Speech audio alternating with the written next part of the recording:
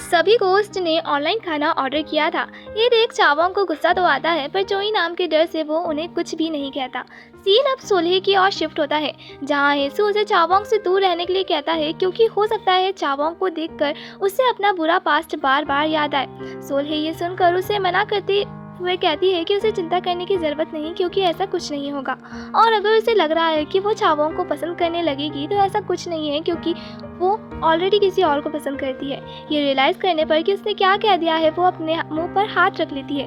हेसो ये बात अच्छी तरह जानता था कि सोल्हे उसे पसंद करती है। उसके बावजूद वो उसे टीज करने के लिए उसके क्रश का नाम पूछता है, और सोल्हे इस समय काफ़ी ज़्यादा एम्बैरस हो जाती है। अब हम चावोंग को देखते हैं, जो कि पुलिस स्टेशन जा रहा था, पर रास्ते में उसे येजी मिल जाती है और उसे काफ़ी सारे सवाल जवाब करने लगती है, जैसे वो कहाँ जा रहा है और कहाँ से आ रहा है। पर चावोंग उसे फुल इग्नोर करके वहाँ से चला जाता है। ये देख येजी समझ जाती है कि ज़रूर वो सोल्हे से मिलने पुलिस स्टेशन ही गया होगा। जिसके बाद वो भी पुलिस स्टेशन जाती है, जहाँ उसकी मुलाकात लियांग से होती है। वो उसे भी पुलिस यूनिट ज्वाइन करने के लिए कहती है, और लियांग को तो उस पर क्रश था ही, इसलिए वो भी मान जाता है। अब हम चावोंग को देखते हैं, जिसके पास सोल्हे का फोन आया था, जो कि उसे एक ऑर्फनेज इवेंट में चलने के लिए कहती है, जिसके लिए वो उसकी काफ़ी थैंकफुल भी रहेगी। ये सुनकर जोई नाम चावोंग को कुछ बोलने का मौका ही नहीं देता और उसकी ओर से हाँ भी कर देते हैं। अगले दिन वो काफ़ी ब्रांडेड सूट पहनकर वहाँ जाता है। ये देख सोल्हे काफ़ी कंफ्यूज थी, वो उससे इस बारे में सवाल कर पाती इससे पहले येजी आकर चावोंग से चिपक जाती है।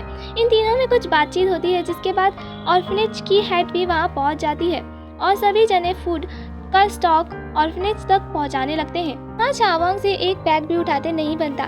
जिसके बाद ऑर्फनेज हेड उसे सोल्हे से कुछ सीखने के लिए कहती है, क्योंकि सोल्हे ने 4 बैग एक साथ उठा रखे थे। वो किसी तरह से 4 बैग ऊपर ले जाता है। उसका काम देख ऐसा लग रहा था कि वो काम कम नहीं बल्कि बढ़ा रहा है।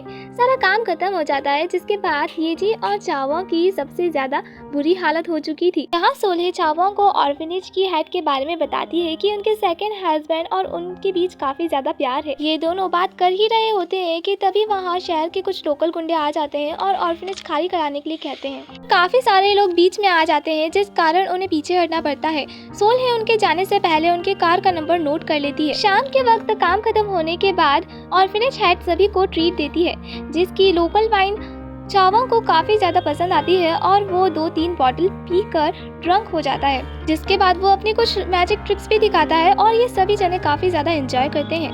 पार्टी खत्म होने के बाद यहाँ सिर्फ चावोंग, सोल्हे और ऑर्फनेज हेड ही बचे थे। चावोंग बताता है कि उसके पेरेंट्स की डेथ एक कार एक्सीडेंट में हुई थी, जब वो काफ़ी ज़्यादा छोटा था, और आज उसे अपनी माँ की काफ़ी ज़्यादा याद आ रही है।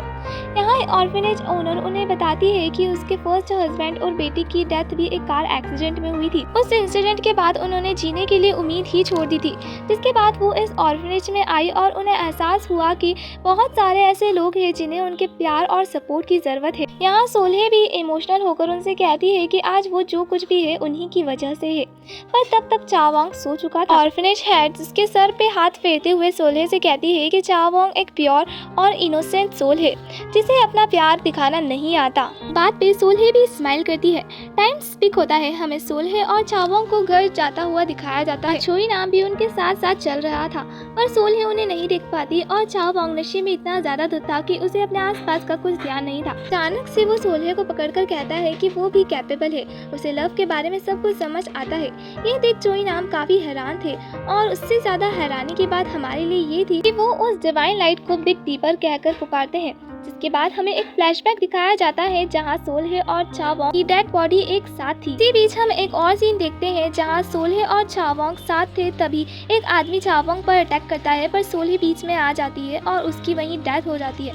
मरने से पहले वो एक मिरर जैसी बॉल चावोंग के हाथ में देती है। चावोंग सोल्हे की बॉडी को गोद में लेकर काफी ज्यादा रोता है। वहीं खड़ा वो आदमी इस बात के लिए चावोंग को ब्लेम करता है कि उसकी वजह से प्रिंसेस की डेथ हो गई, और चावोंग की आँख खुल जाती है, जो कि इस सपने को देखने के बाद काफ़ी ज़्यादा परेशान था। वो इस सपने के बारे में सभी को बताता है, जहाँ सभी गोस्ट उसे चिंता ना करने के लिए कहते हैं, क्योंकि हो सकता है कुछ दिन पहले के इंसिडेंट्स की वजह से उसे इस तरह के सपने आ रहे हों।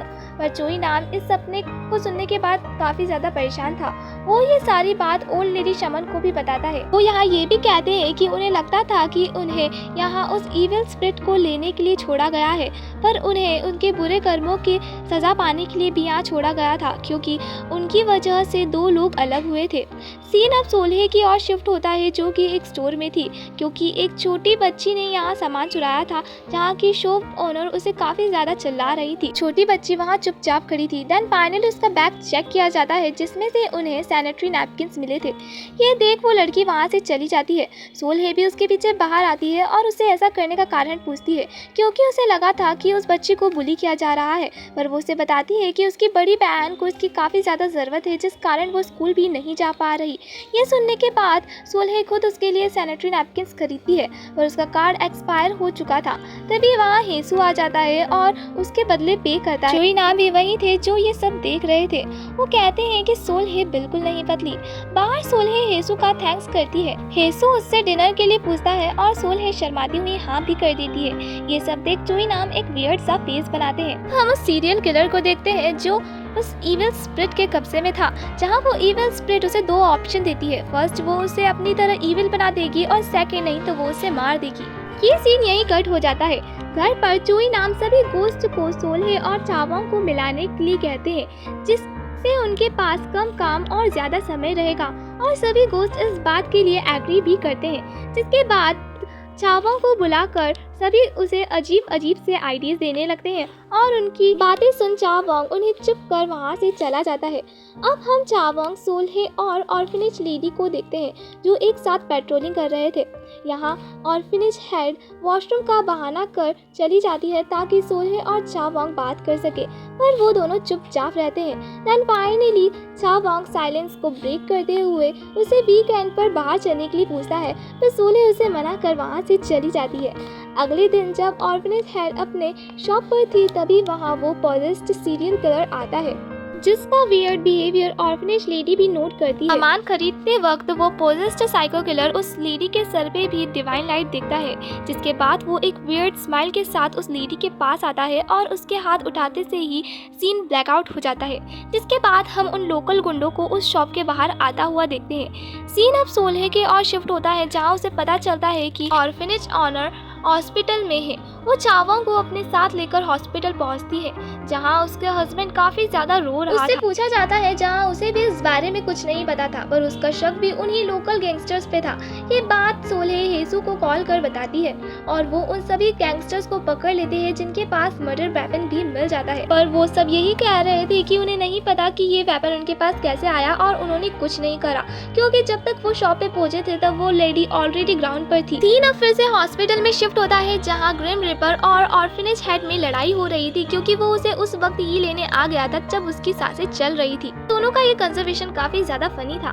जिसके बाद सोल्हे भी वहां पहुंच जाती है, और ये बात सुनकर कि ग्रिम रिपर वहां है, वो टेंशन में आ जाती है। पर चावोंग उसे समझाता है कि जैसा वो समझ रही है वैसा कुछ नहीं है। वो लेडी उन्हें बताती है कि उसे उन गैंगस्टर्स ने नहीं मारा है। ये सुनकर चावोंग उस लेडी से पूछता है कि अगर उन्हें उस गैंगस्टर्स ने नहीं मारा है तो फिर किसने मारा है। वो लेडी ये सुनकर सैड हो जाती है और रोने लगती है। तभी वहीं उसका हस्बैंड आ जाता है और उससे कहता है कि उसके मर्डरर्स को पकड़ लिया गया है, तो अब वो उठ जाए, और वो रोने लगता है। पर वो लेडी उसके हस्बैंड की ओर दिखाते हुए कहती है कि यही है रियल कल्प्रिट जिसने उसे मारा है। और ये एपिसोड यहीं एंड होता है। अगर वीडियो अच्छा लगा हो तो वीडियो को लाइक करें और चैनल को सब्सक्राइब करें। बेल आइकन दबाना ना भूलें, ताकि आप हमारी लेटेस्ट वीडियो की नोटिफिकेशन सबसे पहले पा सकें। मैं इसी तरह की वीडियोस लाती रहूँगी। तब तक के लिए बाय।